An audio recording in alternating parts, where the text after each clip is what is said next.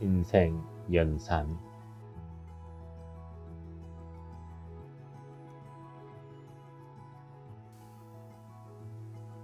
삶은 곱셈이다.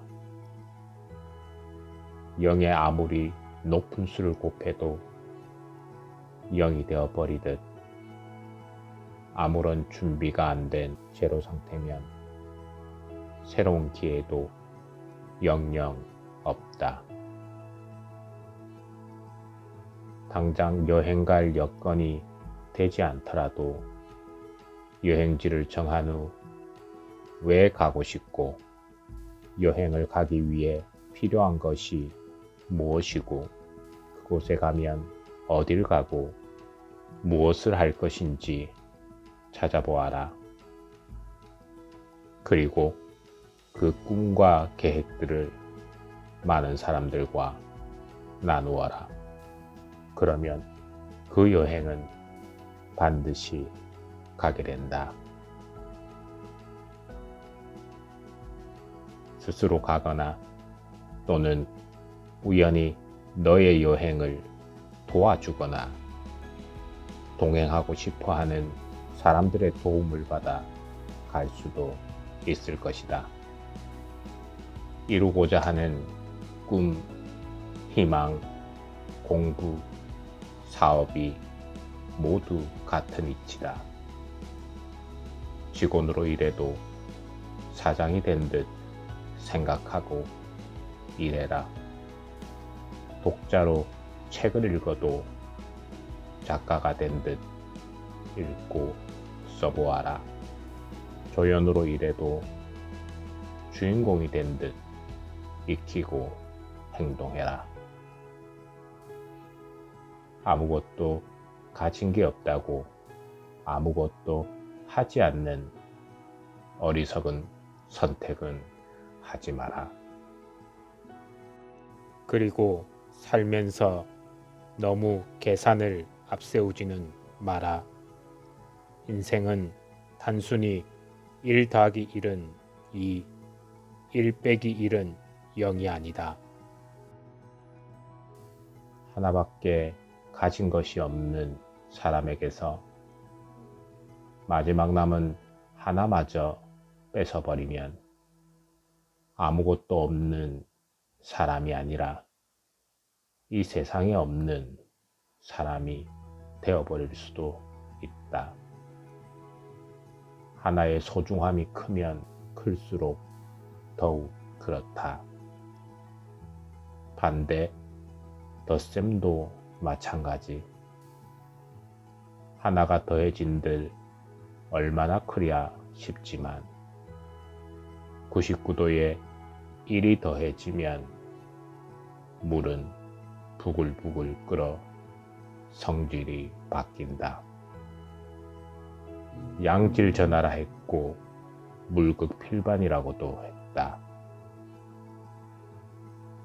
삶도 1 더하기 1은 2가 아니라 결정적인 순간에 하나가 더해지면 삶을 송두리째 바꿔놓을 수 있다. 마지막으로 삶의 나눗셈은 쪼개지는 것이 아니라 더욱 커지는 것이다. 나누려 할수록 더욱 충만해질 것이고 나눌수록 더욱 크게 돌려받을 것이다. 그러니 살면서 계산은 빌린 돈과 얻어먹은 술값, 밥값을 기억할 때나 하거라.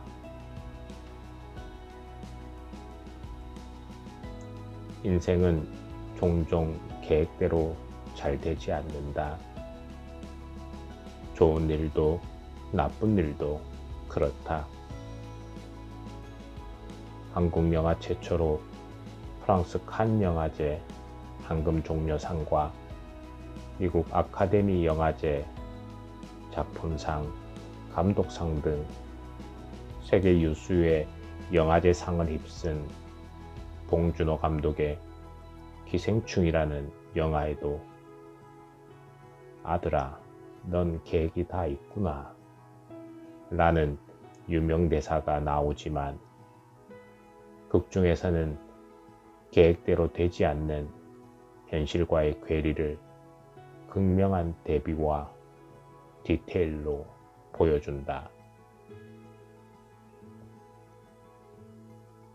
많은 사람들이 계획대로 살아가길 꿈꾸지만 자신이 살고 있는 지역사회 현실 또는 예기치 못한 변수와 반칙, 배신 등의 난무에 차라리 계획이 없느니만 못한 결과를 만들기도 하고 반대로 계획이 없었고 생각지도 못한 좋은 일들이 생기기도 한다. 인생의 묘미이자 매력이다. 모든 일이 계획대로 되어 간다면 우리는 실패와 좌절이 주는 드라마틱한 인간 도전과 응전의 감동을 느끼지 못할 것이며 시대를 달리하며 서로 다른 계획을 가진 힘 있는 자와 힘 없는 자, 사랑하는 자와 미워하는 자, 가진 자와 못 가진 자들 간의 대립과 타협을 통한 인류 진보의 대서사도 경험하지 못했을 것이다. 삶이 계획과 생각대로 잘 되지 않지만 삐뚤삐뚤 아름다운 인생을 찾아갈 수 있는 삶의 공식은 따로 있는 것 같다. 열정과 변화의 덧셈, 건강과 행복을 위한 뺄셈, 준비와 기여의 곱셈, 성장과 성숙의 나눗셈이다. 예컨대 횟집에서 생선회만 잘 내어주면 되지만 손님이 왔을 때 밝게 인사하는 것은 친절한 덧셈이요. 초장과 간장통의 입구를 청결하게 내어놓는 것은 깔끔한 뺄셈이요. 횟감은 어떤 제철 생선과 부위이며 얼마나 신선한지 말해주는 것은 잘 준비된 곱셈이며 끝으로 주문한 회가 어떤 술과 어떻게 먹으면 맛있는지 알려주는 것은 행복한 나눗셈이다.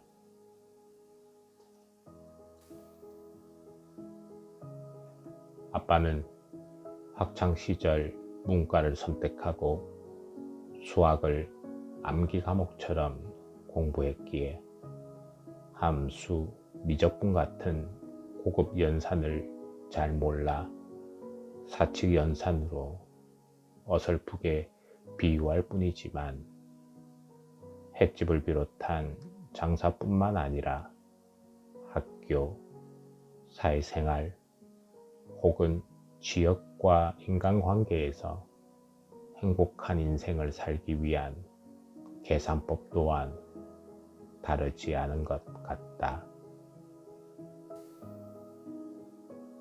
마지막으로 모든 사람은 어김없이 끝에 가서 동등하게 equal 죽음을 만나게 되고 결과값은 무한한 게 삶의 계산식이자 인생 연산이다.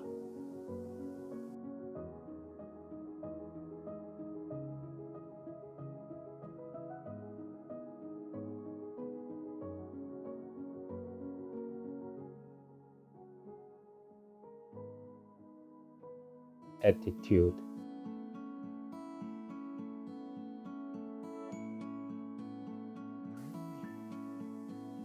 100점짜리 인생이 되기 위해 필요한 것은 무엇일까? 인생을 점수로 매기기 어렵지만 영어 알파벳에 점수를 매겨 성공하는 인생을 위해 필요한 단어들의 점수가 몇 점인지 알아보는 글을 보았다.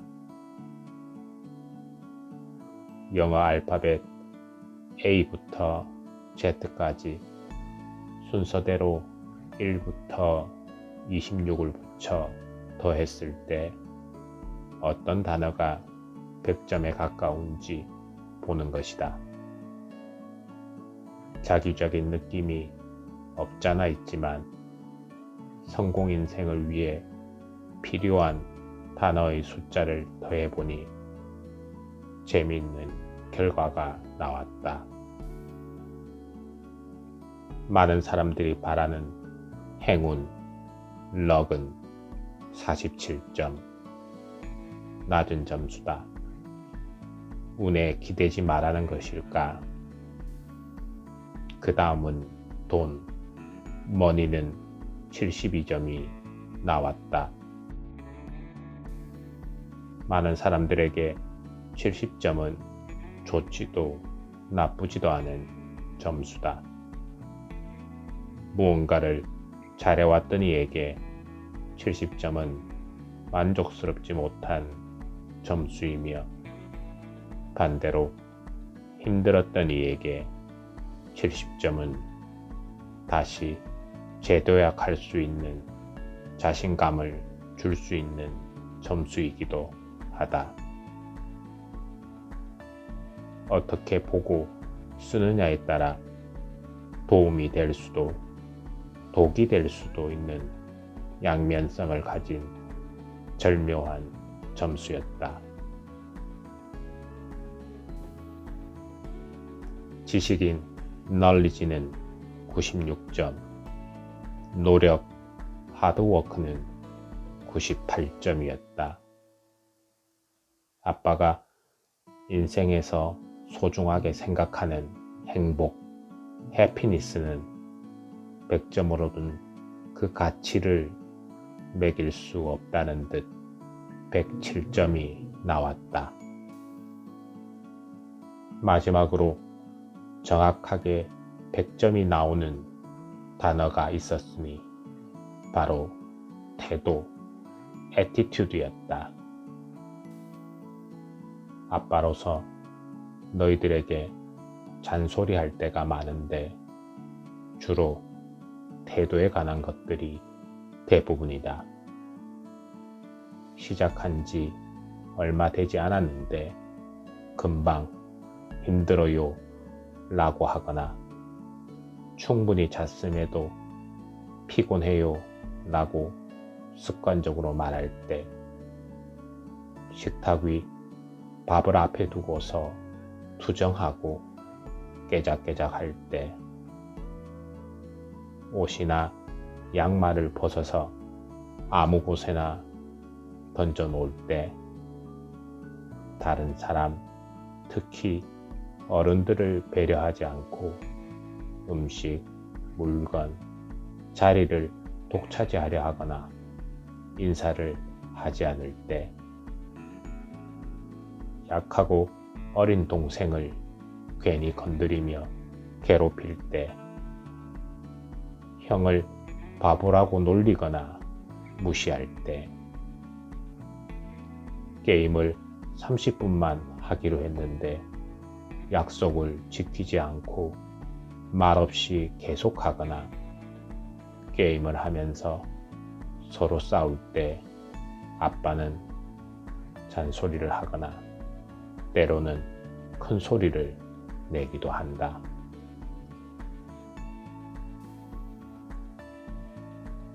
가족, 형제, 이웃어른, 친구, 특히 일상과 자신을 대하는 태도, 그 태도가 삶을 결정한다고 한다. 인생을 살다 보면 쓸데없었던 일이 쓸데있는 일이 되고 별거 아니었던 일들이 별난 일의 배경이 되기도 하는데 결정적인 요소가 태도라고 생각해. 실패는 성공의 원천이 되고 역경은 성장의 자양분이 되기도 한다. 그러나 실패와 역경을 대하는 태도에 따라 실패는 계속되는 실패의 시작이 되며 역경은 비관과 무력감의 이유와 변명이 되기도 한다. 가령 실패와 역경을 만났을 때 난 역시 안 돼 라거나 이곳에서는 되는 게 없어 라는 밑도 끝도 없는 비관과 부정적인 태도를 취하게 되면 해결의 방법을 찾을 수 없다. 영원히 안 되는 건 없어. 단지 운이 없었을 뿐이야. 라는 일시적인 상황인식과 이번에는 조사와 파악을 제대로 못했어 와 같은 구체적인 분석이 뒤따라야 문제를 극복할 수 있다. 반대로 나는 잘났어 또는 나는 다 알아 와 같은 오만함도 경계해야 할 태도이다. 산 정상에서 하산할 때 조심하지 않으면 많이 다치듯 사람도 잘 나갈 때 겸손해야 한다. 완벽한 사람은 없다. 사실을 잘못 알고 있을 때도 있고 판단을 잘못해 틀린 결정을 내리기도 하고 감정에 휩쓸려 합리적인 판단을 못할 때도 부지기수다. 남을 무시하며 오만한 사람은 다른 사람을 통해 새롭고 중요한 경험과 관점을 배울 기회를 얻지 못하고 공감하지도 못한다. 성장은 멈추고 독선만 키우게 된다. 일에서뿐만 아니라 일상에 관한 태도도 소중하다. 작은 것일지라도 감사하는 마음을 가지자. 왜 그래야 하는지는 아파서 병원에 가보고 농촌에 가서 농사일을 도와보고 사랑하는 사람을 잃은 장례식장에 가보라. 가능하다면 자연재해와 내전, 종교 분쟁으로 고통받고 있는 지역에 가서 자원봉사를 해보면 알 수 있을 것이다. 우리가 누리는 어떤 것도 당연한 것은 없다. 만나는 사람들에게 밝게 인사하고 배려하고 경청하는 태도만 잘 가져도 요즘 말로 인싸가 된다. 감사하는 마음이 또 다른 감사를 부르고 그 일상이 모여 이상을 이룬다. 그다지 돈 버는 능력이 없는 아빠가 너희들에게 물려주고 싶은 것도 이 책을 쓰는 또 다른 이유도 건강하고 행복해지는 습관과 태도를 전해주고 싶기 때문이다.